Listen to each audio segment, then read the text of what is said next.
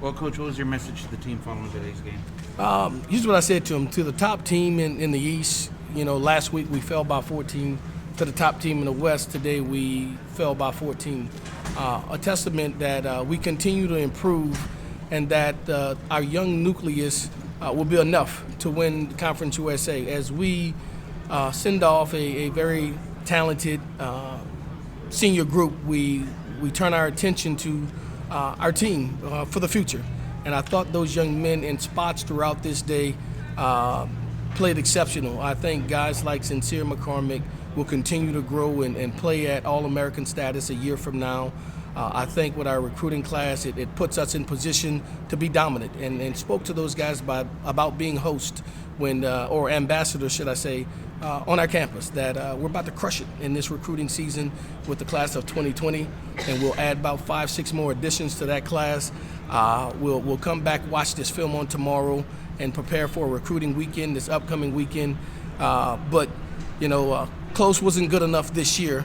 But I think what we have coming back in the way that we have built up momentum in the back end of the season will allow us to have all the success that we could ever desire within our less than a decade of a program. I think we'll feel our best team in program history next year. What did it mean to see Sincere set the single-season yards from scrimmage record as a freshman?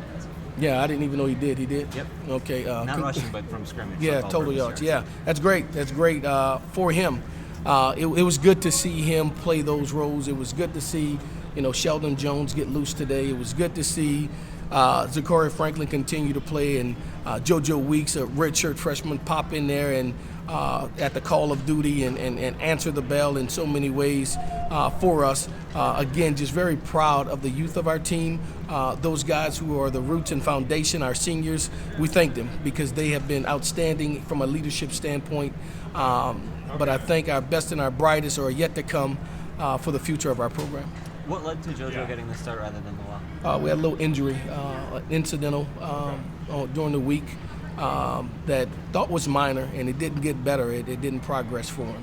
And so, talking about Lowell. Yeah. And so he just didn't feel that he was at 100% to be able to go. And so we had treatment going on throughout the week, visiting with doctors, and it just seemed never to get better. Was it something new, or was it the same thing he'd been dealing with? Combination. An old injury coupled with a new little tweak.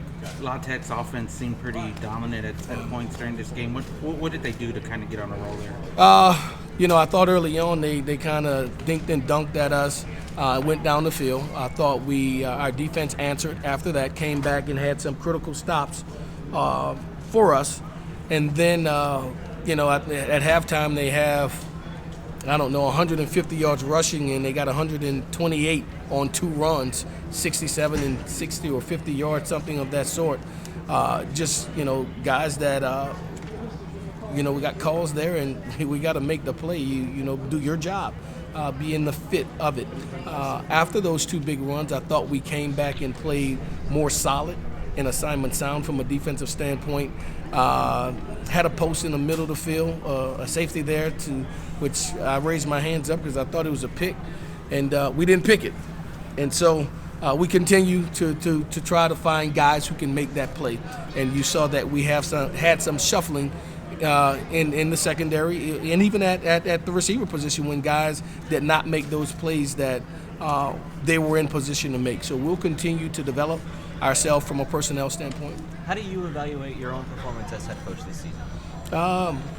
That's not my job to do. I got an athletic director and a president that'll do that. I'm going to always go out and do the best to my ability. I think I did that to the best of my ability, and I'll leave that to the people who are assigned to do that. Coach, you've been pretty adamant about the future of this program, and the brighter days are ahead. Do you believe you'll have that opportunity to come back and lead the Roadrunners next season?